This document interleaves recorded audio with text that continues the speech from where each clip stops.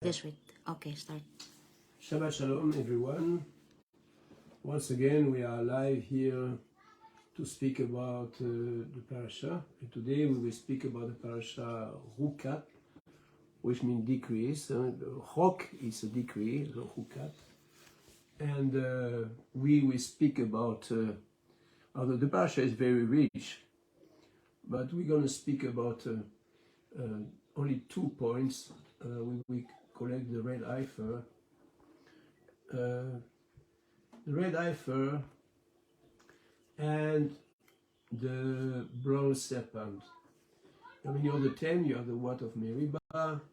We have the passage through Edom is refused. We have the death of Aaron and the king Zichon, who is defeated. But we will focus on 2 points today. The red heifer and the bronze serpent. It's very interesting to understand. It's very interesting to understand how we can approach this parasha. And for easy purpose, I will quote from Judaism. To understand, we need to understand that there is a difference, first, between Yehudi, a Jew, who walk in the Torah, and we from the Goyim, who have turned to the Torah with our encounter with Yeshua Mashiach. So we need to understand, and you will see that the word is very powerful.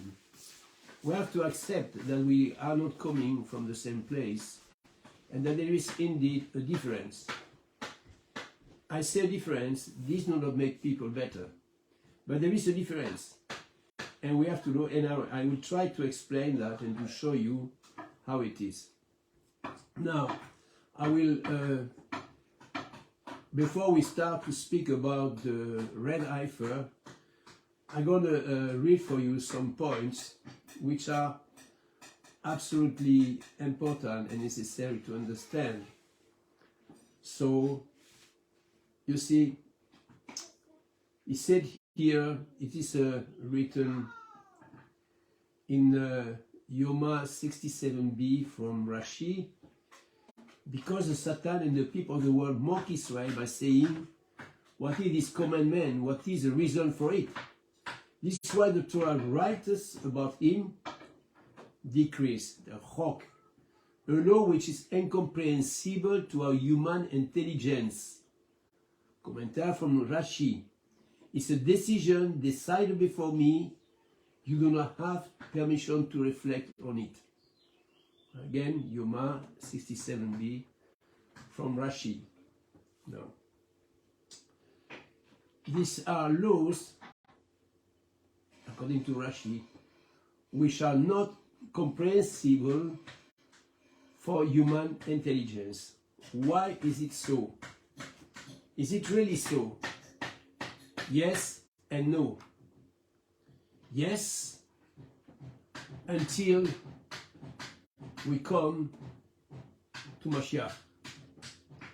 Because many chok decree are embedded in the life of Yeshua. And we will see as it is. Now we keep going to explain and to see how he was approached by Shaul. And I read, this parasha describes the command of Para Aduma, the red heifer. Such an animal was taken without defect, and having never carried a yoke, slaughter it and then burn it, as was outside the camp, remember. Its ashes mixed with water had the ability to purify any kind of impurity. Now I say let's explain the passage according to a Kabbalistic approach. As a Kabbalistic is not satanic like many think, because they have never take the time to learn about Kabbalistic. Kabbalistic is revelation. It is a higher level of interpretation which is embedded in the Torah, in the word of the sage. In one of his letters, Shaul teaches this. This is from the letter of Galatians 2:15. We are Yehudim, as a Jew by birth, and not sinners of the Goim, the Gentiles. So what does this mean? We are not sinners because we are Jew by birth. You see, remember in another letter to the Romans, he say, what are the Jews more than the others? Much more because they have received the oracle of Elohim. Now, he say here, he asks the question, what does this sentence mean? Are we all sinners by nature? Because Charles once again said that there is no righteous, everyone has sinned.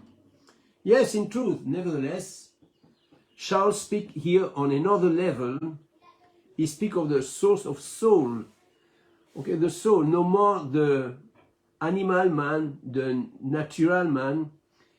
Let's explain in the spiritual field, these are different sources. The source of purity, the source of klipa, noga, the source that is mixed good and evil, and a source composed of three impure klipots. Klipots, plural from klipa. Okay. Klipa is literally a bark. Bark, you know, like the tree is surrounded by the bark. That is something that hinders the divine dimension. Let's take the example of a nut. You know, the fruit is the soul, the shell is the klipa, the sun in this way are Hashem, Elohim.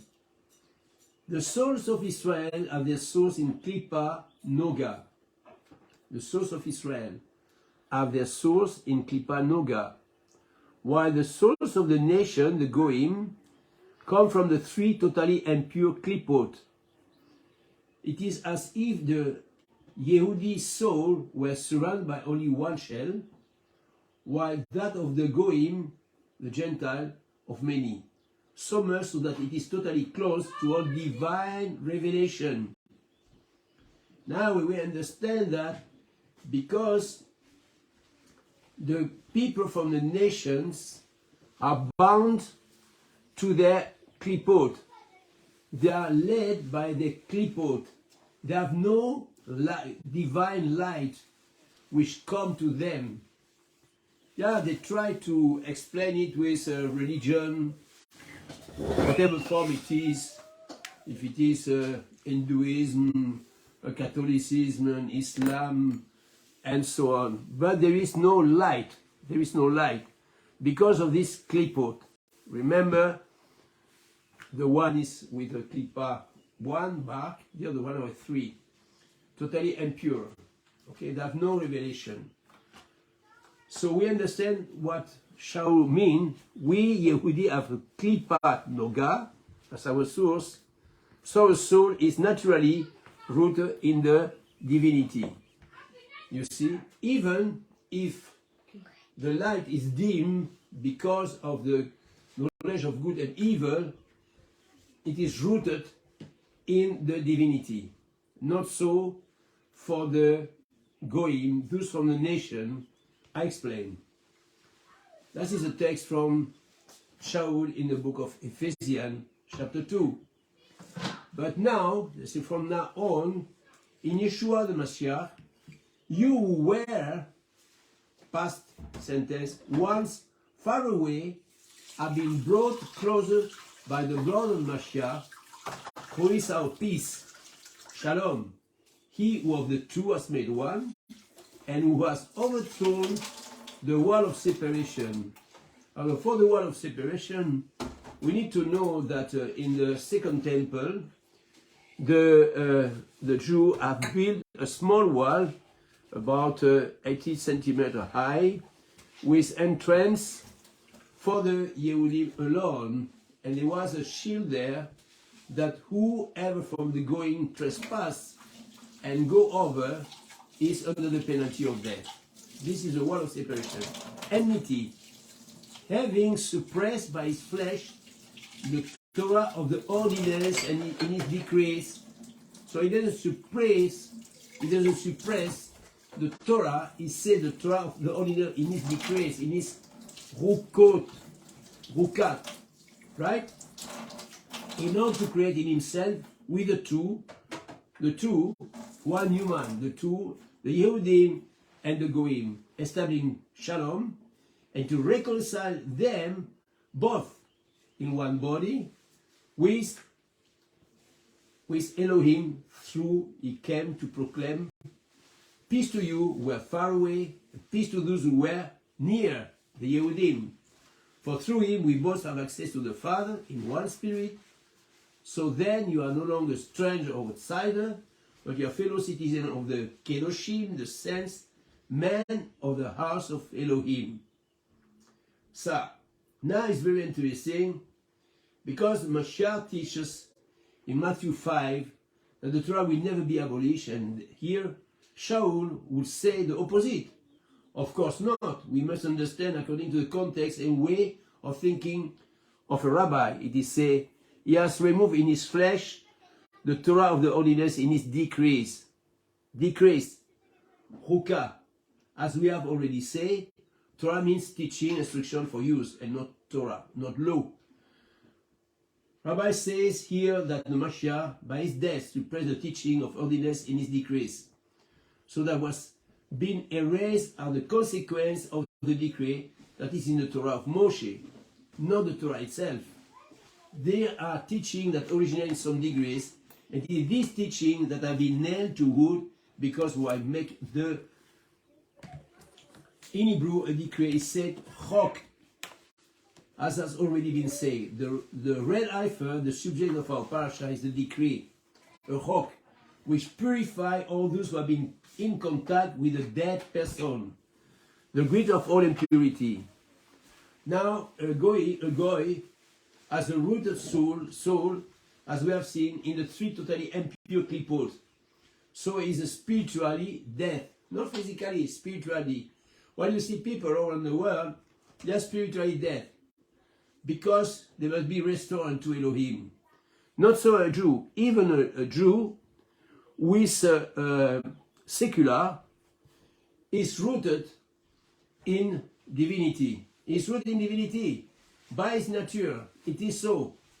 But not so the Goim, because the Goim have lost totally their identity and they are in the world. Okay? So now, what is the purpose of the red heifer? It's amazing, because in another place it is written that it's a paradox. It is a paradox because sprinkling of the ash of the red heifer purifies the unclean, but preparing and handling those same ashes made the person unclean. This means the opposite, that those who prepare become unclean, but those who will be sprinkled with the ashes of the red heifer become clean. All this is the shadows of the Mashiach. Mashiach has become unclean for us in order to make us clean. And this is what is for Judaism not comprehensible now. But for those who are in Mashiach, because of the revelation of Mashiach, we understand the mystery hidden in the red heifer. So this is very important. And when Mashiach comes back, then the red heifer will be finished. The decree, the hook will be abolished. Okay? The purpose of the red heifer, by her death, which took place outside Israel camp, she's able to break the three unclean clipots from the Goim, something for everyone, some quite impossible for all other sacrifice offered in the temple, and to purify the unpurifiable. We can say so. Now, the writer says, our masters teach us something fabulous. Why is Miriam's death section juxtaposed to the red cow? the red heifer. We have the death of Miriam and the red heifer. To tell you, just as a sacrifice brings atonement, so does the death of the righteous bring atonement. Talmud Moed Katan 28a. It's very interesting because we know that the tzaddik is Yeshua. You see here we have against the shadows of things. The sages understood that Miriam, in spite of her mistake, was a righteous person. And he say, you see, compare the atonement with the death of the righteous who bring atonement. No sacrifice offered to the temple was able to redeem voluntary sin and purify what cannot be, except the red heifer and the death of a just, the tzaddik. For a sacrifice offered to the temple could only redeem a fault whose consequences were in klipa noga. So klipa from the Jews, spiritual domain where good and evil mix. While the red cow, the red heifer, and the tzaddik can redeem by their death even the sins that have root in the three totally unclean klipot from the goyim. And therefore, Yehoshua, dying on wood, gathered in him the dimension of the tzaddik, the righteous by excellence, but also of the red heifer, because he no longer bore the yoke of sin. He was not under sin. Was offered outside the city on Golgotha, and he was flawless. He can thus break the force contained in the three totally impure klipot and free the souls of the goyim, which were captive there. And therefore the wall of separation abolished not the Torah and its mitzvot, but as he say, the decrease, the Chukat, and its ordinances that put a separation between the Yehudim of Klipa Noga and the Goyim of the three unclean Klipot. And when Yeshua return, he will also destroy Klipa Noga and will remain only the totally pure, holy domain. You see, that is the work of Mashiach. So when you read the decree, then you know that there is a mystery behind it, which is revealed through Yeshua HaMashiach. Right? This is very important. Now, we will go to the serpent. The serpent in the desert. Okay? I will read here again, because I think we should slowly but surely learn from our brethren from Yehuda, because there is many things we can learn instead to turn to fantasy and teaching from man who do not have any ideas about the Torah and how it works. So here we read the Midrash report about the snake. He had not been told to do it in bronze, but Moshe thought Elohim called him snake, Nachash. I will do it in bronze, Neroshet. You see, Nachash, Neroshet. The terms being similar. This is from Bereshit Rabbah 31. In Torah Yeshua, in the Torah of Yeshua, the Mashiach report to Nicodemon, not demon in Hebrew, that just as the serpent was raised in the desert, so will be the Ben Adam, the son of Adam, who died hanging from the stake, in Hebrew, Mashiach, also has the same numerical value of snake. When you take Mashiach, the word Mashiach in Hebrew, and the word for serpent, snake, Nachash, they have the same gematria, 358. This is when we make the connection. We see here the two opposites. Mashiach on the right, and Nachash on the left. The number, if you add the letter from Mashiach, you will have 358. You take Nachash, you calculate the letter according to the gematria, you will have 358. Both represent the opposite. The one is Mashiach, the Yetzer Tov, and Narash, the Yetzer Hara. These two come from the tree of the knowledge of good and evil, which is in every of us. When we have removed the klipot of the three klipot of the Goyim, which were there before we came to Mashiach, remain the klipot Noga, so which is bound to the knowledge of good and evil. This is a battle we have, and that we understand when Shaul tells us, walk in the Ruach, and you will not fulfill the desire of the flesh. The desire of the flesh is led by the Yetzer Hara, the evil inclination, while the spirit is led by the Yetzer Tov, which is Mashiach in us. So we have to understand this battle will go on until Mashiach comes back.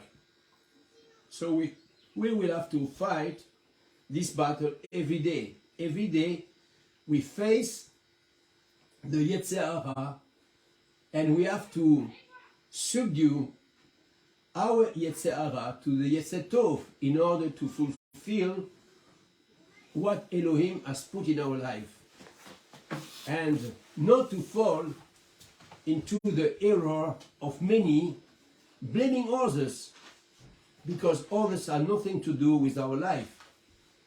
We have to understand that, and we need to be aware that the battle we have is our battle. It's not the battle from others. And when somebody comes to us and an assembly point to others, or a leader speak bad against others, this is only the work of the Yetzer Hara. There is no light inside. There is no love inside. Because love bears all. Love is patient. Love is kind. Love is pure.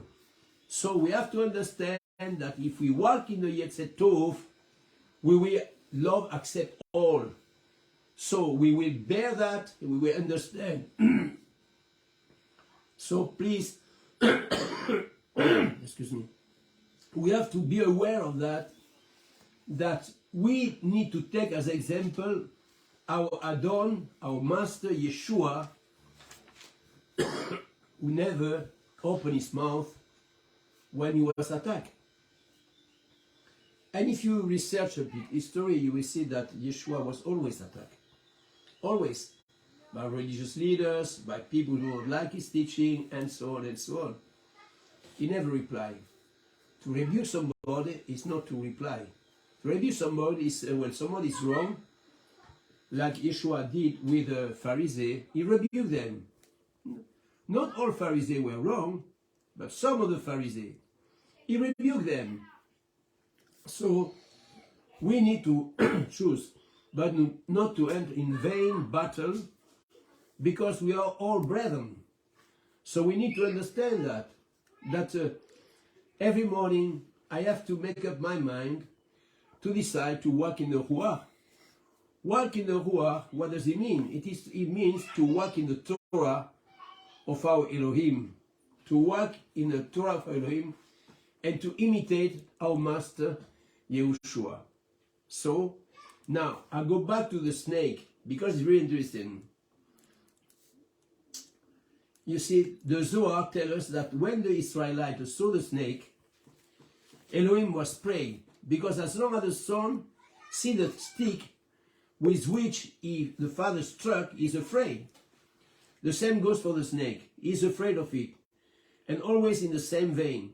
When a man sees the suffering that reaches the Mashiach, King Yeshua, he must be afraid, knowing that this suffering come back to him if he does not make teshuvah. A large number of mitzvot cannot be explained locally. Besides, even those that can be understood have also been given to us for reasons unknown to our human reason, such as the red cow, the red heifer, the ban of mixing flax and wool, milk and meat, wearing tefillin, eating kosher, etc. And all these mitzvot are thus pointed out by the Satan and those who refuse the Torah of Moshe. Man will therefore have to strengthen himself in the study and fulfillment, knowing that nothing that the blessed be he asked for it is in vain, and that the real reason will be given to us in the coming era. But good news is that many of those decrees which we cannot understand are revealed in Yeshua. And we will learn that step by step as we go to the Torah and as we remove all this clipboard from our life, and that we also make the effort to balance our midots, this man character, the trait character we have everyone in his life. We have to balance them.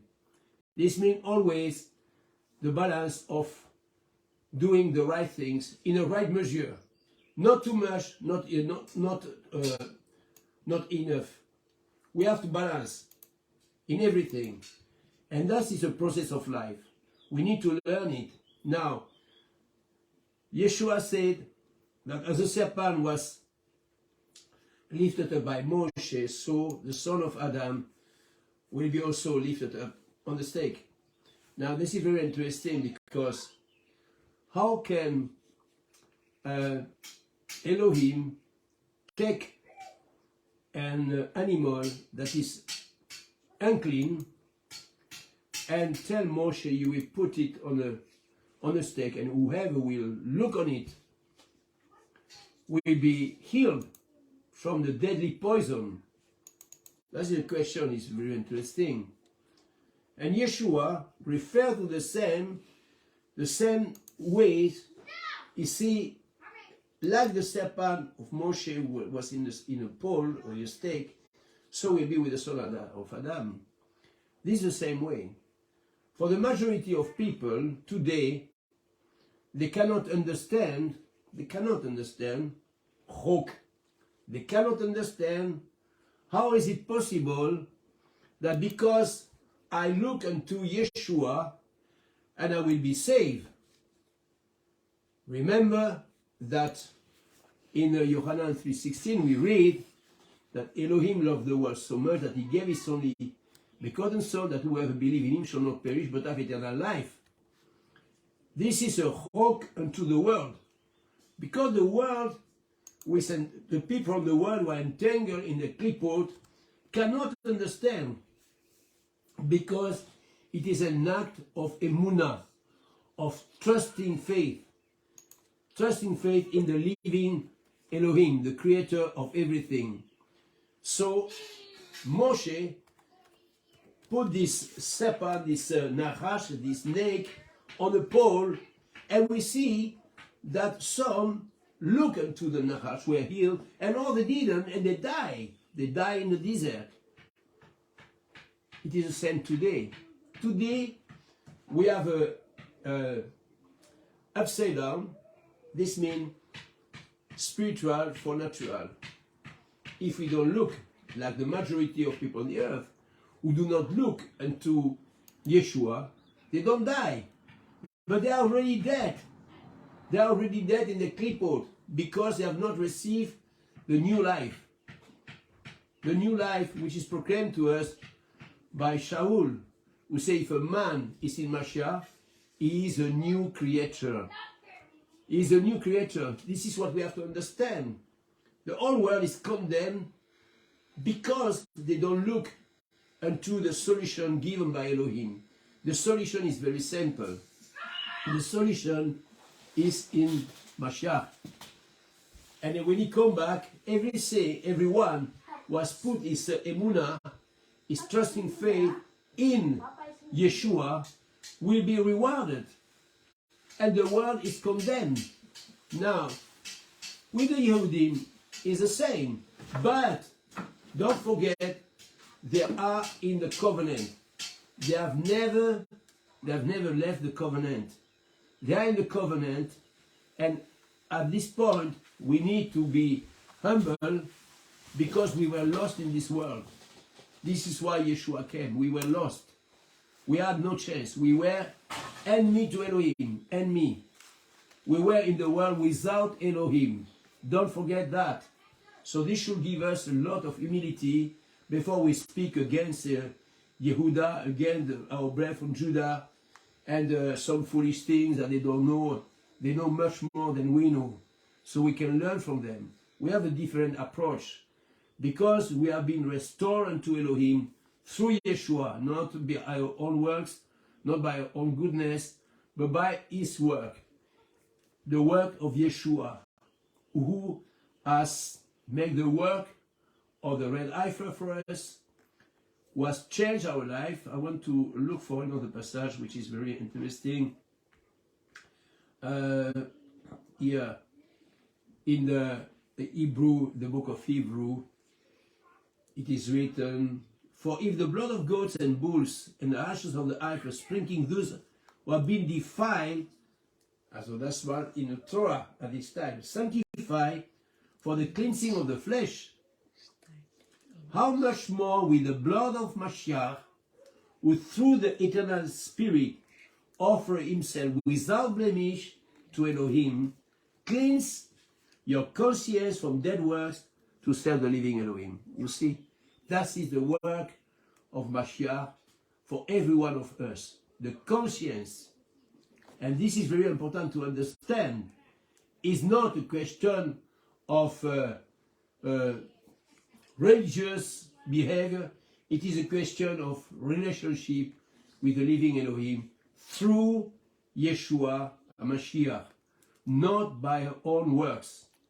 So we need to understand that everything we read in the Torah will point out to Mashiach. And we see in the coming Parashah, Balak, and we see others that you can always see that it points to Yeshua.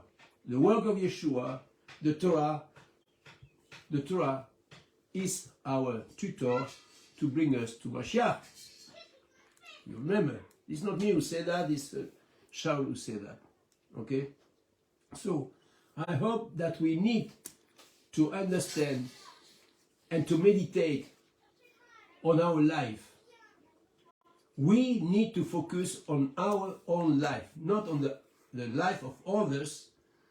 We can only become light if we remove all our garbage from our life.